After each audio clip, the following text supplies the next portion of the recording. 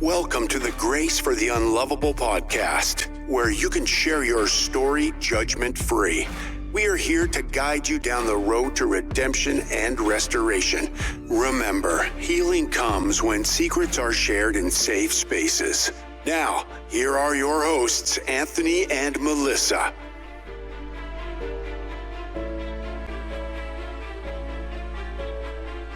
Well, good evening, everybody, and welcome to the Grace for the Unlovable podcast. I am your host, Anthony. Hello, I'm your co-host, Melissa.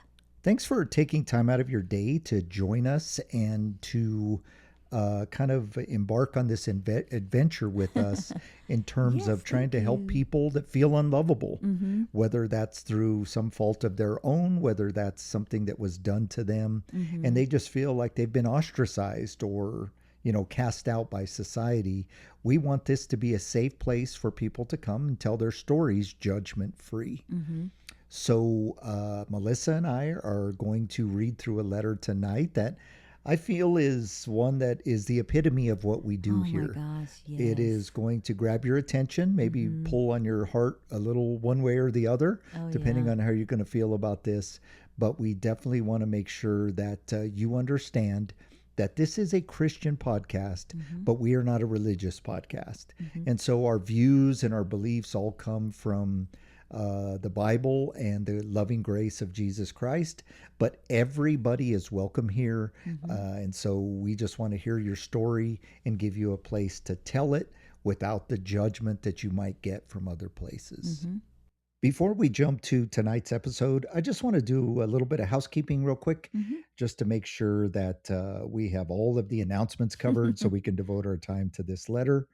If you are new to us, this is not our only podcast. We do have another podcast. It is entitled The Struggle Series.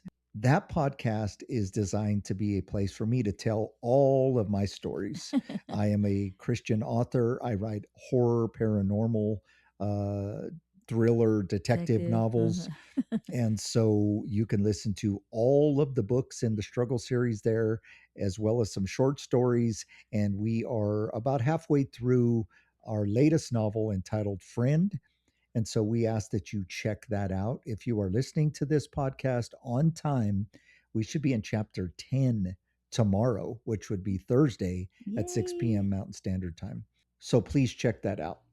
We also want to just ask you to continue to pray for a family that we've been praying for quite a while, Isaac and his family. Just pray that you would continue to kind of bring them the resources, the right people in the right place at the right time to help that entire family kind of get through the struggles that they're going through.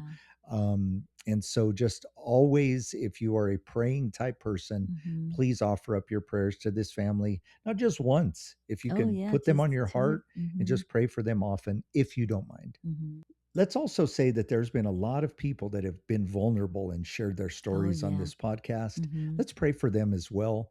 If there's a story or two that just pops up in your head of, I wonder how those folks are doing or how that person's doing, pray for them as well. We are a praying type people, and so we want to just continue to pray for those that need it. Yeah, for exactly. Sure. The letters doesn't stop the prayers that's needed. That is for sure. So now let's talk a little bit about empathy. Again, we've talked about it before. Empathy defined as kind of being able to put yourself in other people's shoes. I think a lot of the feedback that we get in the negative side of the equation is from people that say we have empathy for the wrong people. And it gets frustrating because do you really know what we're doing here or not? But the reality of the situation is that we have empathy for everybody. We are not condoning anybody's behavior. Exactly. And there is a difference between, just kind of telling somebody, that's all right. Whatever you did is all right.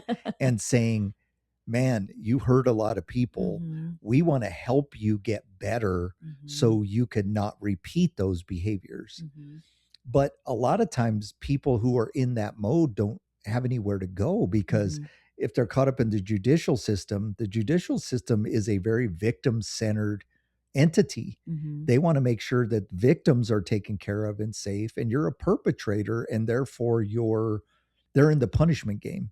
Right. If you are somebody who's wounded a spouse or a family member, Mm-hmm. entire sections of your family may turn on you. Mm-hmm. And maybe, some would say rightfully so. I don't know. I don't know. Every circumstance is different.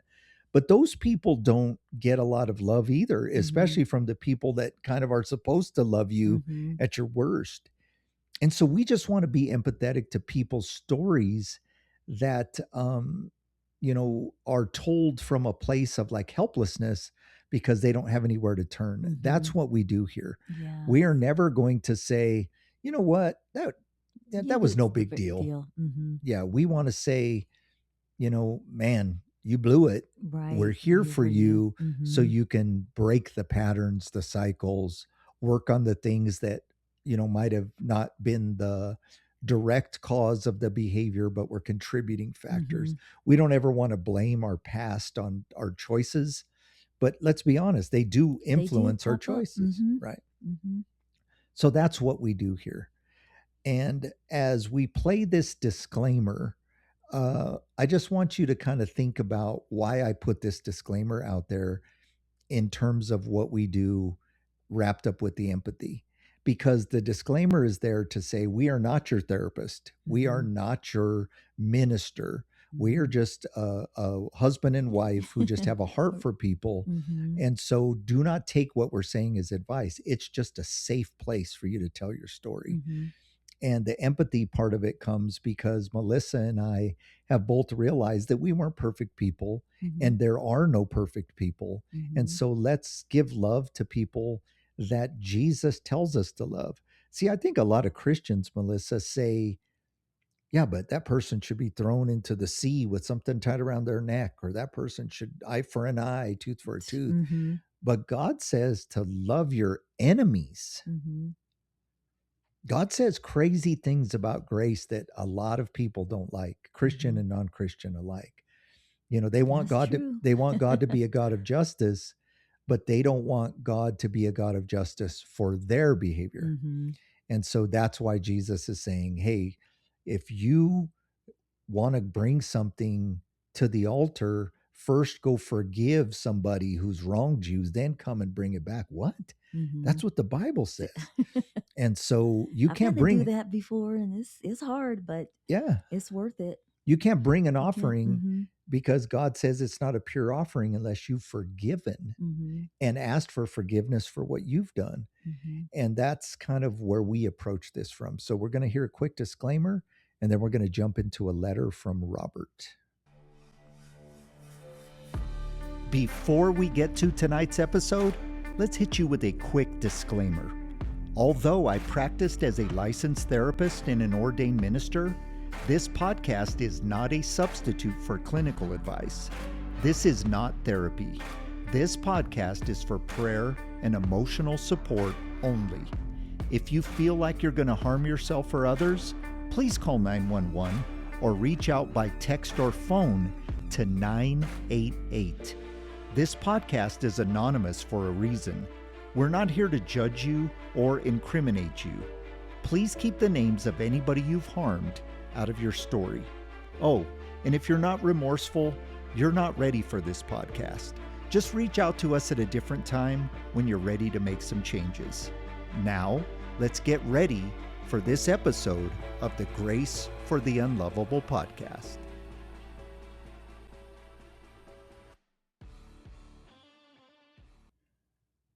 Okay, so this letter from a gentleman named Robert is one that, I don't know, it kind of hit me a couple different facets. And so as we read it, we're going to do as we always do. We're going to pause, kind of give some commentary, and then try to show empathy as well as maybe try to guide him to the next steps of where he needs to go. So he says, hello, my name is Robert, and I will start out by saying that I'm the very last person you would think to write into a podcast. I like that. I really do. Thank you, Robert. I want to be a place where people that would never do this because Mm-hmm. of the purpose of what we do. Mm-hmm. He goes on to say, a friend of mine turned me on to your show, and I've been listening. I hate to say it, but it has brought back some memories of the person I used to be. I used to be a very bad person, and I have a bunch of regret. Well, Robert, welcome to the club, Welcome. buddy. The reason I decided to write is that your show made me think about the death of my brother. One of the episodes, a person confessed to leaving a family member alone, and that family member died. I feel for that person because I am responsible for the death of my brother. So when I read That that, I know Melissa, it that teared me weight of up. that, Mm-hmm. like, whoa. Okay. Yeah. And he says, let me explain. So, you know what I mean? I used to do a lot of drugs, and my little brother looked up to me. When he was about 12, he asked if he could get high with me. So, at the time, I thought that drugs should be legal and that I didn't see anything wrong with them if the person made the decision on their own. And that's a very controversial topic Mm-hmm. because there are contingents of people that believe that drugs should just be legal and people should be able to make their choices. And so it sounds to me like at the time, anyway, that's what he believed. Mm-hmm. His old self. His old self, yes. Now, he says, I don't think that way anymore. And I feel like a piece of shit for trusting that my brother was old enough to make a decision like that. We started out smoking weed, and it was okay at first. By the time he was 13, I introduced him to heroin. We did it together so I could keep an eye on him. Uh, Now, I pause there and say, you know, you might be somebody who believes that maybe all drugs should be legal or most drugs should be legal or this class of drugs or not. Let me just be a therapist for a little bit here. Mm-hmm. I'll give you a little history. Heroin was originally designed to be a non addictive form of morphine. So keep in Mm-hmm. mind, Civil War era, you had morphine. And so this doctor would walk around with this syringe and shoot up the soldiers that were Mm-hmm. getting wounded in the Civil War, basically, with the same dirty needle, like Right. wipe it clean and stick it in the next guy. So there had to be a lot of, medicine has evolved since that in terms of cleanliness and things. But these guys would do morphine and then you could saw their leg off, because they're like, oh, I Right. feel great. Well, it didn't take long after the Civil War for there to be morphine addicts. Mm-hmm. You remember like you watch those old West movies and there's always like some character that's like doing opioids or opium Uh-huh. or some sort of like little drinking out of a little bottle or something Mm-hmm. like that. Mm-hmm. It's basically morphine.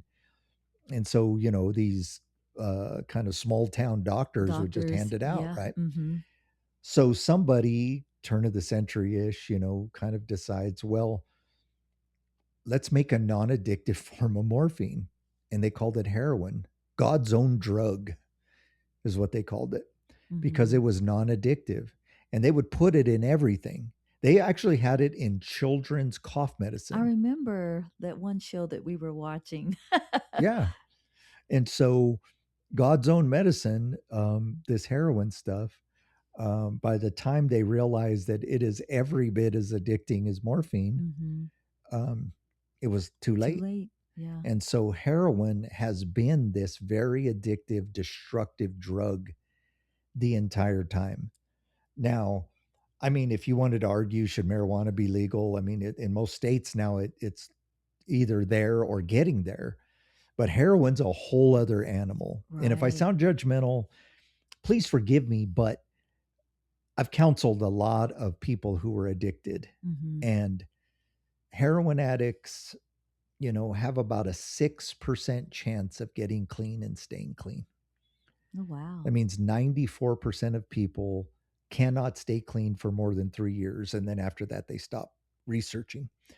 So think about Oh the severity wow. of that. And unfortunately, when you have the mindset that these drugs should be legal, you have a 13-year-old and his older brother making a decision that this should be okay if I keep an eye on him. Right. And I'm sure, Robert, you would say that you regret that decision because you say you have all these regrets. Mm-hmm. So, you know, And it's as kind he, of one of those things where it's like, I'd rather you do it with me and be safe if, they think they're going to try it. Mhm.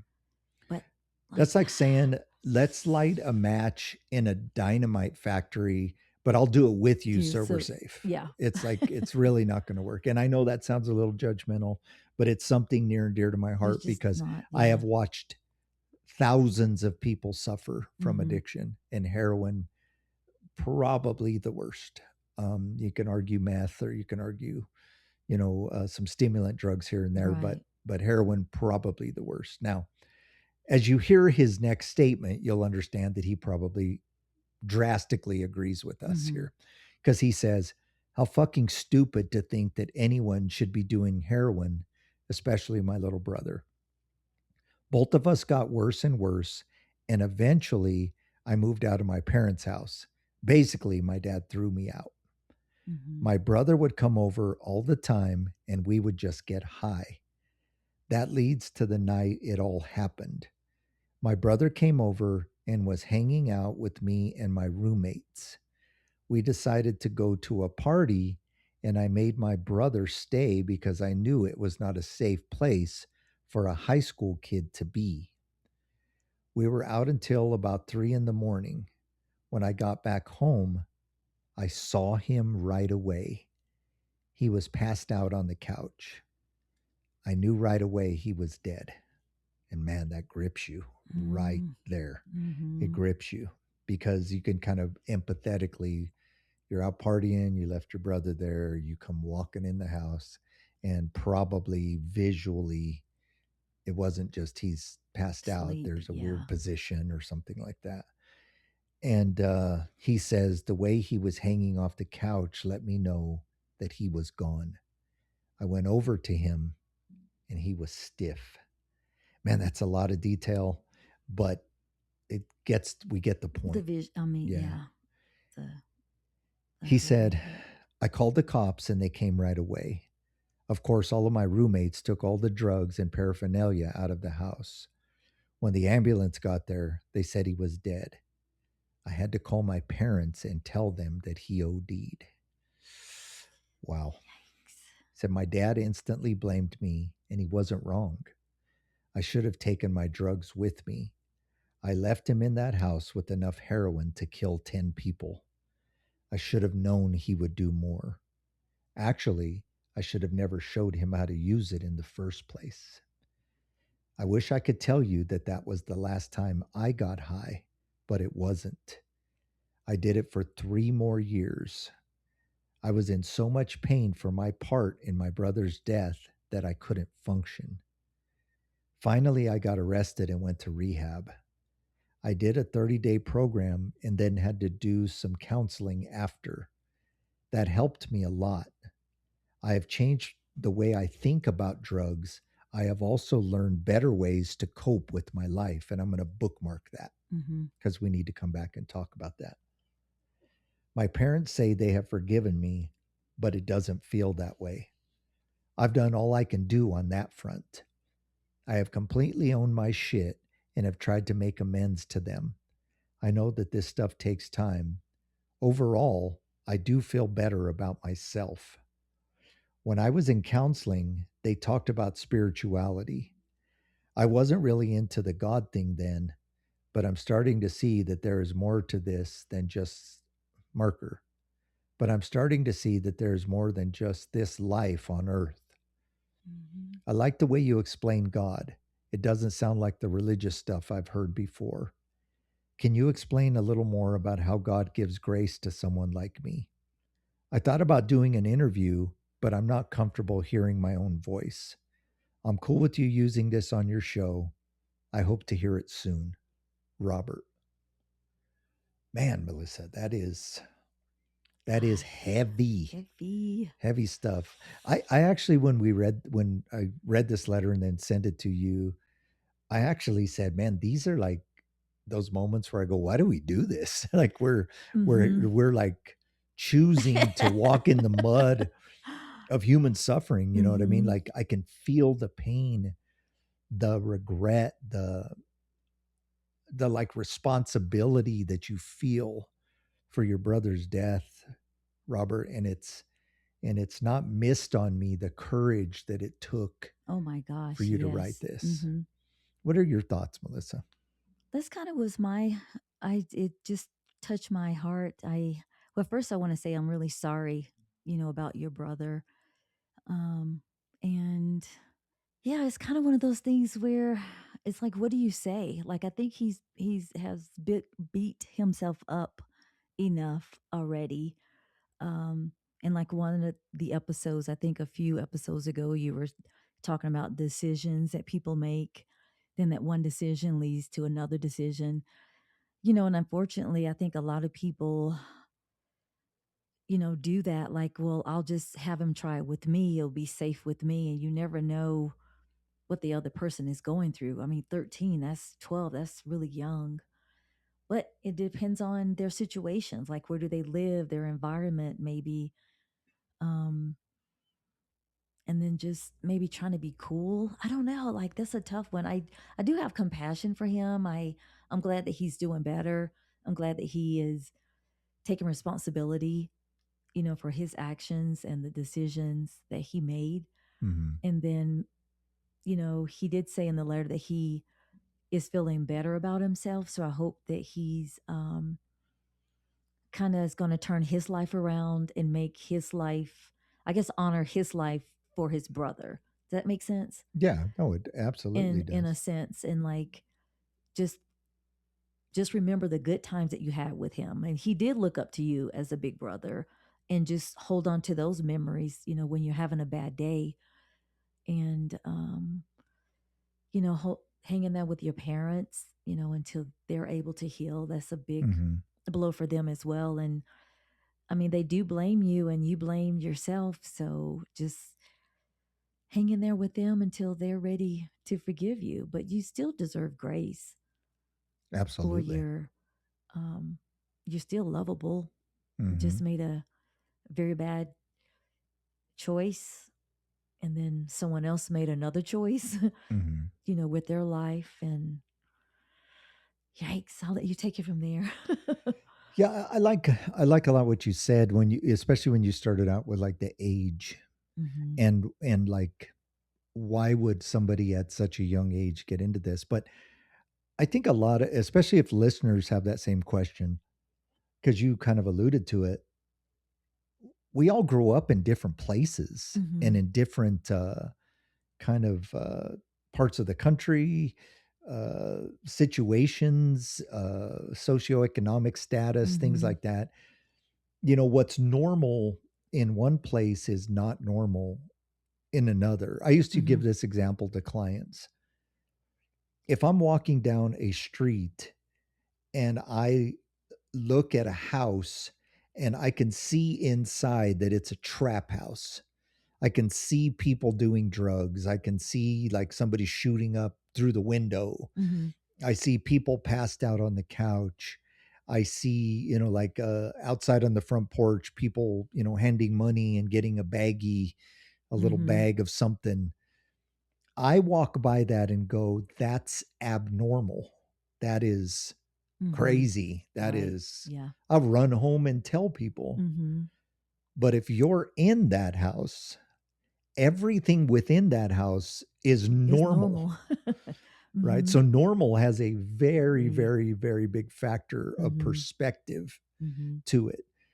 So if a family grows up around drugs, there's going to be drugs throughout the family. Hmm. If parents say that it's cool, more than likely a kid's going to think it's cool, Hmm. because drugs have a whole other powerful factor. Because even if parents say it's bad, drugs still Hmm. grab people, right? Yeah, But if exactly. it's a family thing, it sounds like maybe the mom and dad here weren't interested in it, but all it takes is influence. Right, exactly. When Especially society now is so scary. it These is kids are growing up too too fast. fast, exactly. Just they want to experience everything now.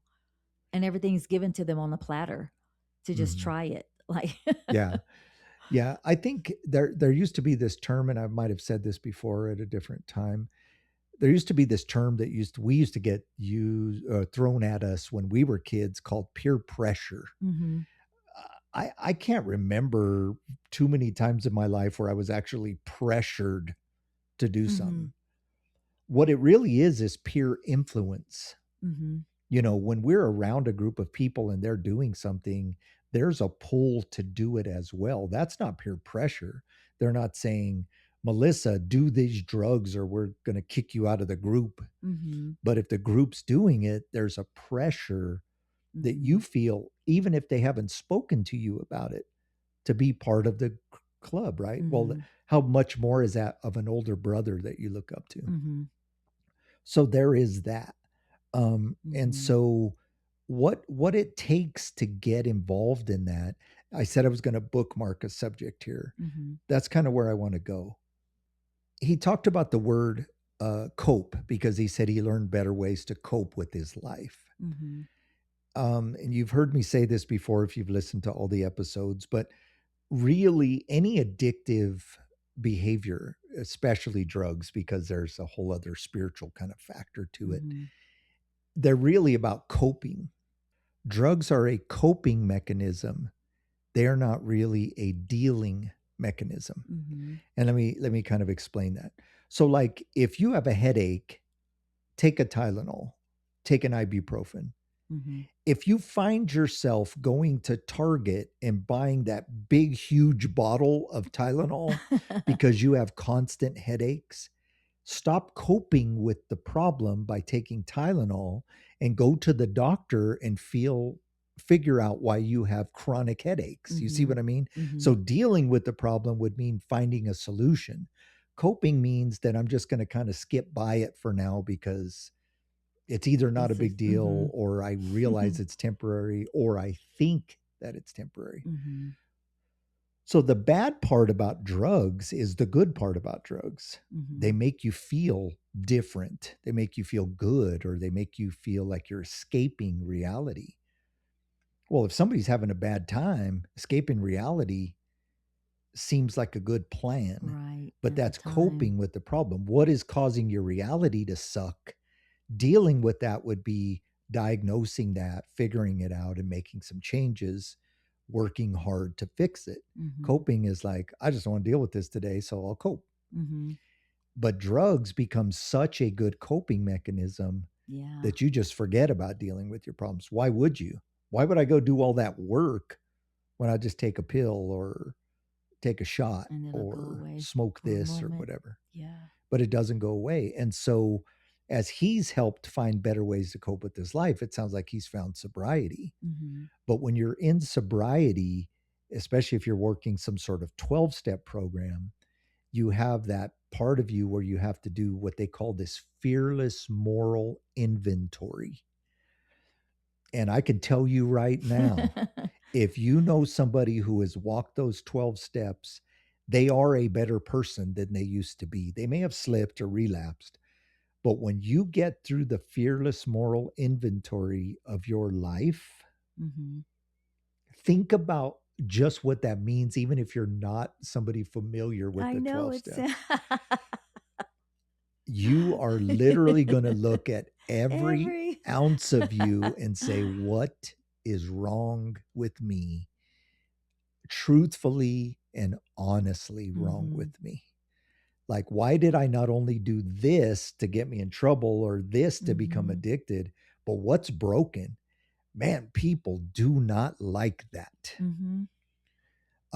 I am somebody who has walked through that Mm-hmm. in different capacities, Mm-hmm. through different programs and therapy and things like that. And, having to just look at myself as a minister who fell from grace and oh my gosh, you find things about you that you have literally been pretending weren't there. There. You kind of Mm-hmm. know, Mm-hmm. but you like denial, like people like I used to tell people this all the time and I used to fight with professors about this in college because I would say denial doesn't exist. And then I used to use the acronym denial, don't even know I am lying. DENIAL. Like You know you're lying. Denial would only exist if you were like 100% capable of knowing a truth and then somehow blocking it out. Um, Denial is just the reason I used to fight about it is because it's a word that gets used almost as an excuse. Right. Yeah. You know, I like agree. it's Yeah. it Way they like phrase it. people have taken it and made it Mhm. something like an excuse, but you know what's broken with you. You know the things about your childhood that you never worked on. You know the little secrets that you're keeping. You know the things you've done that you swore you would never tell anybody. You know all of that. And so when somebody goes through that, they come out a better person on the other side. But this gentleman has had to look at that and go, I have in my belief system a responsibility for what happened to my brother. And for that, Robert, I feel tremendous emotional pain for you. Yeah. But grace is for people like you. I want you to think of this, how stupid this is going to sound. Robert and Melissa and everybody listening. You don't need grace if you're not doing something wrong, right? Right? If you're a perfect person, why does somebody have to give you grace? Grace is for people that have blown it. Jesus's whole time on earth was to teach us about, how to live. But his death, burial, and resurrection was to do all of this for us so that we only have to accept it as a free gift. And so Jesus died on a cross 2,000 years ago, Robert, because he knew you would make this mistake, this sin, whatever you want to call it. And he knew that there would come a day where you needed his forgiveness and that you needed to pick up his yoke or do it his way and stop doing things your way. And we can willpower our way through some programs and get sober and that type of thing. But if you really want to go to that next level of like existence, it's really understanding what this grace thing is about. And so grace was for you.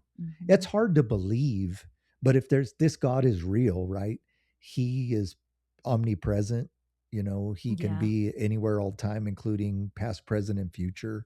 A lot of people that are kind of atheist, agnostic, kind of pick on Christians because I guess in reality, there's a lot of Christians that don't study this type of stuff, but time is linear with us. So like people will talk about physics and alternate universes and timelines and stuff and not realize that, well, God exists out of time. Time was probably invented for us. Right. Yeah. But time is not linear. I believe it's more of a spherical type thing with God in the center, but I'm definitely not going to go down that today. But he knew 2,000 years ago, Robert, that you were going to have all this emotional pain and you were going to turn to drugs and then you were going to help your brother who maybe was coping with some of the same things. Right, exactly. Get turned on to drugs and that you would feel that pain of walking in that house today. And he's saying, I died for that. See, you asked us, can you explain a little bit about how God gives grace to someone like me? That's your exact sentence there. That's what I'm telling you. He has to give grace to us because there are no perfect people, my friend. None. None. If you find a person, especially a religious person, who talks to you about how perfect they've become since they found God, politely turn yourself around and start walking and then start running as fast as you can. You want to talk about why I hate religion? There's a list. That's the number one. I've talked about this before. I literally met a guy who was in the judicial system who made all these changes. He found God and he literally said the phrase, I have not sinned since I accepted Jesus. And I was like, oh my word. And I didn't even argue with him, Melissa. Like you can't. God tells us in the Bible, don't argue with to argue with the fool is folly. Yep. Like Exactly. Yep. to argue with that guy would have been foolishness. Like, that's between him and God. Mm-hmm. I'm like, you're sinning right now, you self-righteous idiot. Mm-hmm. Like, what do you mean you haven't sinned? All have sinned and fallen short of the glory of God. Not, yeah, but that was before. Mm-hmm. Ever since I have not sinned. I'm like, oh my Oh goodness. boy. I'm like, no Oh, wonder people hate good for you. Christians, Mm-hmm. because idiots like you speak for Jesus. Right. But Jesus Right. is a whole different thing, man, than religion.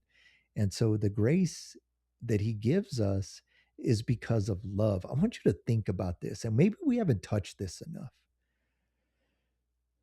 You know, God gives us in 1 Corinthians 13, a lot of people use it in their weddings, love is patient, love is kind, it Mm-hmm. does not envy, it does not boast, dot, dot, dot, right? Mm-hmm.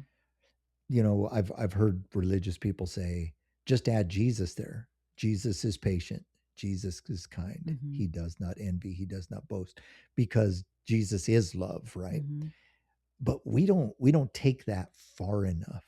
Mm-hmm. Can you imagine loving somebody so much that you would let them wound you constantly, Mm-hmm. betray you constantly, deny your existence constantly, turn their back on you constantly, Mm-hmm. and still love them the same way that you do somebody who is faithful? Mm-hmm. I want you to think about Yeah. that. Like, the reason that that sounds like ridiculous is because it's not humanly possible, right? Mm-hmm. Mm-hmm. Um, like, if you think about like Yeah. what that would take. I mean, we get wounded by like one betrayal, Mm-hmm. and when I look at like what people would have to do to understand that kind of love, I'm going to say something crazy. You probably have to do something crazy and go and watch God do it for you. Mm-hmm. Does that does that make Yeah. sense? Yeah. That makes sense. So, like, if I've had a good life and I've never really blown it, I Mm-hmm. may not fully grasp a God that can love me like that. Mm-hmm. But when I've been the one that's blown it and have Right. gone so far astray, and we've talked about this before, but I'm gonna read this to you. This is the prodigal son, the parable of the prodigal son in Luke. Mm-hmm. And you can start in verse 11 if you want to go find it yourself, Robert, or anybody listening. He said, there was a man who had two sons, and the younger son said to his father, give me my share of the property that's coming to me. Give me my inheritance. And so the father divided his property between them. And I'm kind of paraphrasing, kind of adding here and there. So Mm-hmm. read it yourself. Not many days later, the younger son gathered all he had and took a journey to a far country. And there he squandered his property in reckless living. And when he had spent everything, a severe famine arose in the country, and he began to be in need. So he couldn't even find work. Mm-hmm. So he went and hired himself out to one of the citizens of that country, who sent him into his fields to feed pigs. And he was longing to be fed with the pods that the pigs ate, and no one gave him anything.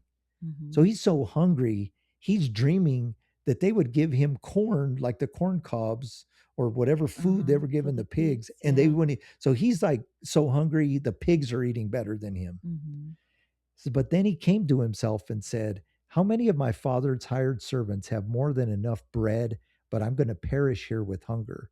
I will arise and go to my father, and I will say to him, Father, I have sinned against heaven and before you. I am no longer worthy to be called your son. Treat me as one of your hired servants. So this is what he's saying. It's like his self-talk, right? Mm-hmm. Like, I don't even want to be your son Yeah. anymore. Like. Just hire me, because you at least have more than this guy who's hired Mm-hmm. me. And so he arose and came to his father. Listen to this, Robert. But while he was still a long way off, his father saw him and felt compassion, and ran and embraced him and kissed him. And the son said to him, Father, so here's his rehearsed speech. I Mm-hmm. have sinned against heaven and before you. I'm no longer to be worthy to be called your son. But the father said to his servants, so shut up, son. Watch this. The father said to his servants, bring quickly the best robe and put it on him. Robe meant something. You were royalty. And put a ring on his hand, royalty, and shoes on his feet. He was barefoot. And bring the fattened calf and kill it. Let us eat and celebrate. For this my son was dead and alive again. He was lost and is found. And they began to celebrate. Now listen, this is verse 25. Now his older son was in the field, and as he came and drew near to the house, he heard the music and the dancing. And he called one of the servants and asked what these things meant. And he said to him, your brother has come, and your father has killed the fattened calf because he has received him back safe and sound. This is speaking of the son here. He says, but he was angry and refused to go in. His father came out and entreated him, but he answered his father, look, these many years I have served you, and I never disobeyed your command, yet you never gave me a young goat that I may celebrate with my friends. But when this son of yours, listen to this. This is the brother talking, like not my brother, but when this son of yours came, who has devoured your property with prostitutes, you killed the fattened calf for him. And he said to him, son, you were always with me, and all that is mine is yours. It was fitting to celebrate and be glad, for your brother was dead and is alive. He was lost and is found. You know who told this parable, Robert? Jesus. Religious people who want to argue grace have a hard time when you put this parable and some of the other parables in Luke, by the way. Luke is a very good book to read if you want to talk about forgiveness and about how Jesus sees the broken and the sinful people. This son was such an arrogant jerk that he literally spit in his father's face. I'm not going to wait for you to die. Give me my inheritance now. I'm done with you, clown.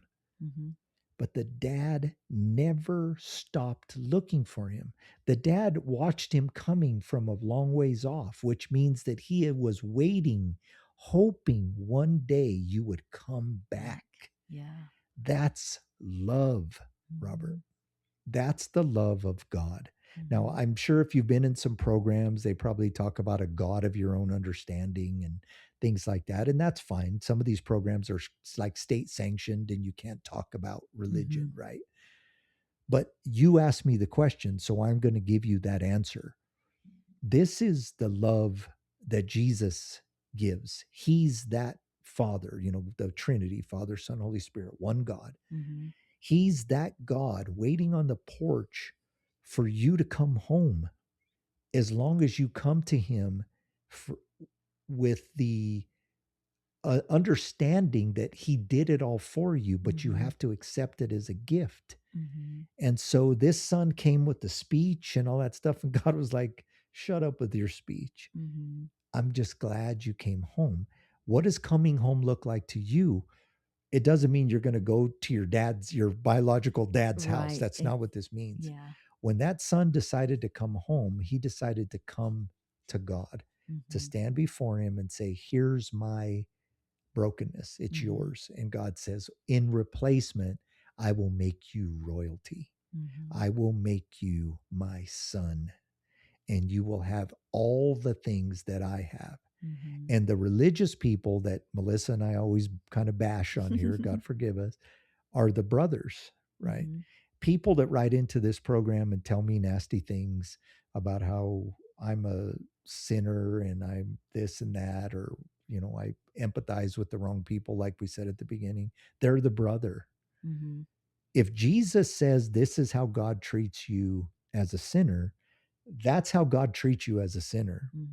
It's not what a religious person interpreted. Remember, the religious people of the day had been waiting for a Messiah. They knew every ounce of scripture and did not see that this man was fulfilling every prophecy that was in the Bible. Jesus even stood at the temple and preached about one of the prophecies, and they called him a blasphemer, instead of going, wait a minute, let's look at what he's saying. Could he be the person fulfilling? Nope. he's not. Nope. I Yep. know because I'm a religious leader, Mm-hmm. because I'm a Pharisee or I'm a Sadducee or whatever. Yeah. Mm. Jesus isn't about all that. Jesus went out of his way to love on people. I don't think a lot of people read the Bible like with a perspective like, and I wish people would, Melissa, because when I read that, I read a story. Like I Mm-hmm. see the picture. I see Mm-hmm. like the movie in my head, right? Mm-hmm. Here's another one. Mm-hmm. Jesus is hanging out with these people. He says, "Let's get on this boat and let's drive across this water here." And a storm comes, and these dudes on the boat start freaking out. Most of these dudes were fishermen. They had been through Storms storms. and This mm-hmm. must have been a storm that was like, oh No my other. word, like we're going to die. So they literally wake up Jesus, who's crashed out asleep. Mm-hmm. Master, get up. We're going to die. He says, you have little faith. And then he speaks to the storm and it dissipates. And then everybody's like, who is this that even the weather changes for him? Mm-hmm.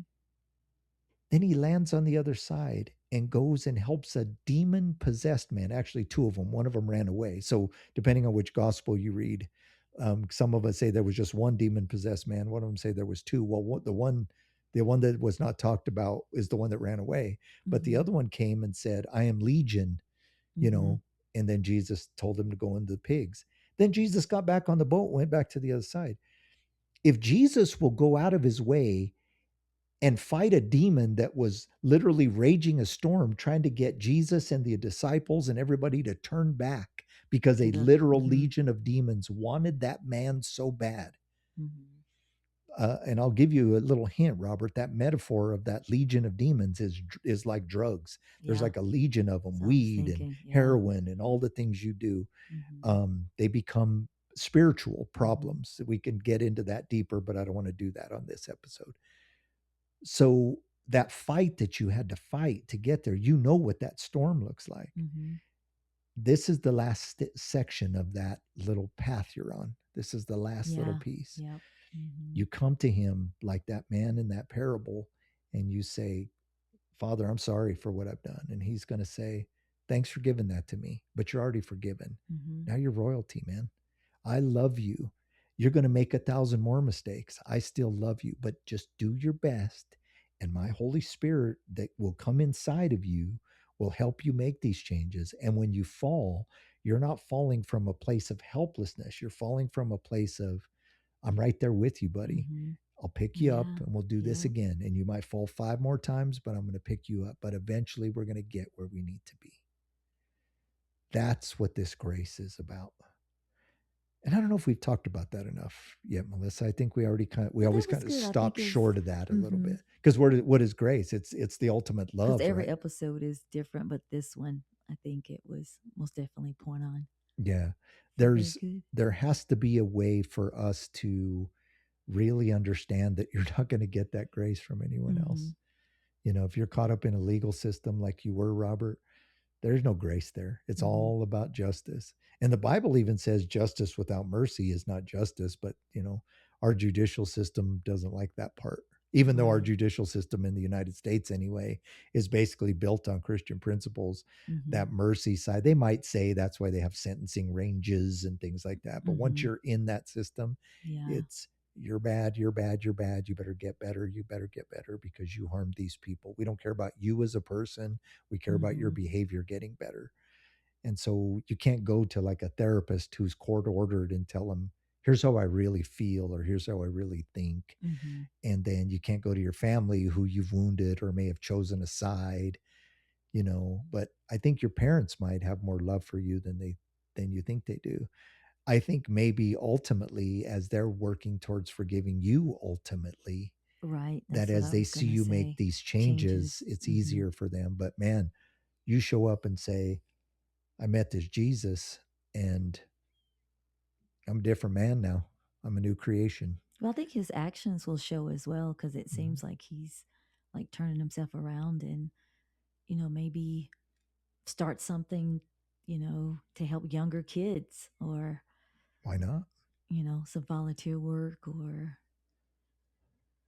big brothers help little brothers. Well, we always say that be careful when a person who has been on the wrong side of the tracks finds Right. Jesus. He's gonna be on you He as may a use that experience as somebody who can be in the help. pulpit. Yeah, I say that exactly. all the time. I mean, why Mhm. do I like to get in the mud with people Mhm. and go to the gates of hell to try to rescue people? Because I've been there. I Mhm. know the way out. I Mhm. know you don't step there and you step here, because Mhm. I stepped there once and fell Mhm. and had to Yeah. start all over again. But I know my way through this mud. And Mhm. so, how dare me? This is how I think. How dare me not try to help someone else who's been where I've been? Yeah, I mean, that could be And I think God something. God used my failures way more than he used my seminary and Bible college Mhm. Oh, yeah, I education. agree. My For sure. So I hope that helps, brother. We will Yeah. continue to be praying for you. If you are a listener, please pray for this man. Mhm. Please pray for all the previous guests, like as we talked about at the Yeah. beginning of the episode. And Robert, as always, you can reach out to us anytime for more Mhm. details. My last advice to you would be get to a Bible believing church that isn't afraid to entertain some rebels. Right. um, and wherever you are in the country, trust me, there are churches that are like that. I Mhm. usually like say, well, when you walk in and the pastor's all tatted up, it might be a good place to start. It doesn't always mean that, but it's a good, and you kind of go where you feel God is leading you, but you also go where you feel kinship Mhm. with Mhm. like-minded people. I Mhm. mean, those are the kind of churches I like. Mhm. And I didn't always work in those kind of churches, Mhm. but those are the kind of churches that I like. And so, find that, do some research, but get to a Bible believing church. Just start listening, start learning, and just ask God to do the rest, and He will. And it's as simple Yeah. as you, if you're ready for it, it's as simple as you just saying a little prayer. Doesn't have to be the sinner's prayer. It's Yeah. just, God, I'm sorry, I blew it. Forgive me. Uh, become Lord of my life. I'm ready to make these changes. I'm trusting you. Something like that. Just Yeah. you and him. The way you talk, he'll talk back. And these things have a tendency to work out. So we'd love Mhm. to hear back from you and let you know how that's all going. Yeah. And don't let um your brother death be your identity. Like, Oh, I move like that. on from that. Like, when you start going to the church of your choice, you find somewhere, that doesn't, that shouldn't be the first thing that comes out of your mouth. That shouldn't be how they identify you, as that's what you're dealing with, or that's what you had part of. That could Mhm. be further down the road. Well, and Don't you that's, agree? Kind of yeah, I do. And that's the enemy telling you your identity is that is that, mistake. yeah. No, Mm-hmm. your identity is Robert, the Mm-hmm. changed man Change man, who yeah. has done these things and is Mm-hmm. now, a different person. Yeah. When regret becomes in the past just as much as the sin, you're Mm-hmm. on the right path. Right. Yep. And using all of those regrets as fuel to be a better person, Mm-hmm. eventually the better person is now the identity. Mm-hmm. So I like what you're saying Yeah. there for sure.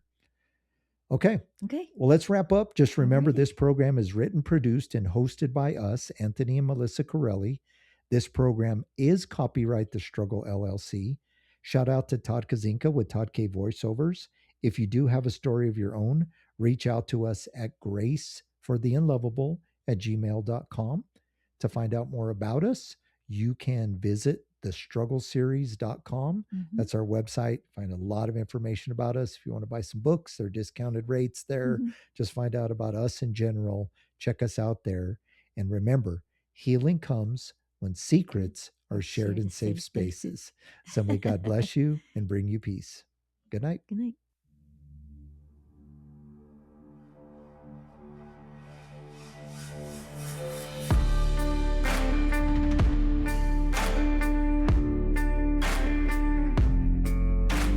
Thanks for tuning in to the Grace for the Unlovable podcast. Please like, subscribe, and tell a friend. We will see you next time.